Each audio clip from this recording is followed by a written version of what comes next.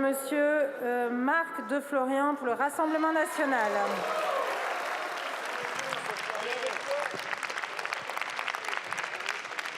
Merci Madame la Présidente, Mesdames et Messieurs les membres du gouvernement, Mesdames et Messieurs les députés, chers collègues. C'est à vous, Monsieur le Premier ministre, à qui l'article 21 de notre Constitution confie la responsabilité de notre défense nationale, que s'adresse ma question. La presse a mis au jour l'affaire indécente du débauchage de Patrick Calvar, ancien directeur général de la sécurité intérieure, par l'entreprise américaine Caron. Il travaille donc désormais directement pour les États-Unis qui ont pris la fâcheuse habitude d'imposer au monde entier des sanctions économiques qu'ils ont décidées unilatéralement. Autrement dit, il est devenu l'employé d'un État étranger qui s'est fait une spécialité de traquer et de dépecer ses concurrents internationaux, notamment français, en usant comme d'une arme de son droit extraterritorial. Comment l'ancien patron de la DGSI, dont la fonction était précisément la protection des entreprises françaises contre les appétits étrangers, peut-il aujourd'hui être libre d'aller se vendre à un prédateur féroce de nos fleurons industriels?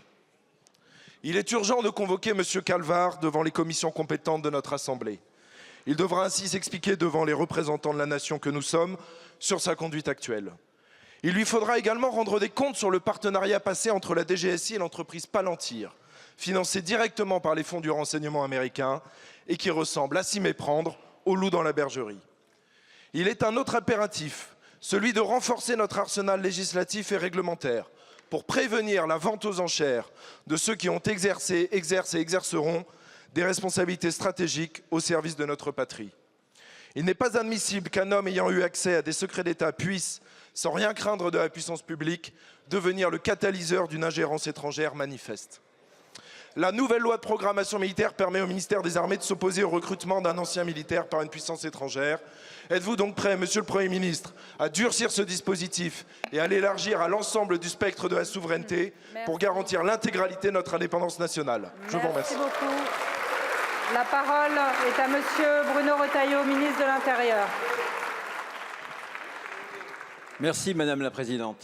Monsieur le député, d'un point de vue général, tout ce qui touche à la DGSI et à nos services, nous serons discrets, mais nous serons tranchants et nous opérerons.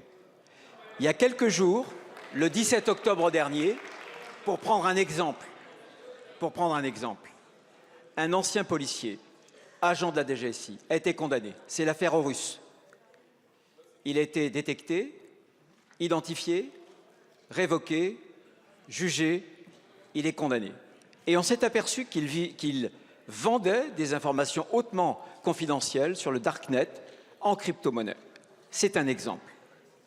Vous avez, à votre tour, souligné un autre exemple très différent pour lequel je ne donnerai aucune information à ce stade, aujourd'hui, ici.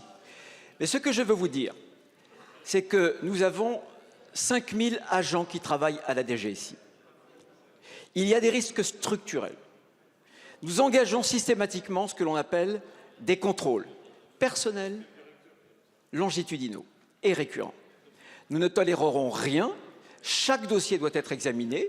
Il y a à chaque fois une présomption d'innocence. Mais croyez-moi, dès lors qu'il s'agit des intérêts supérieurs de la nation, notre main ne tremblera pas. Merci beaucoup, Monsieur le ministre.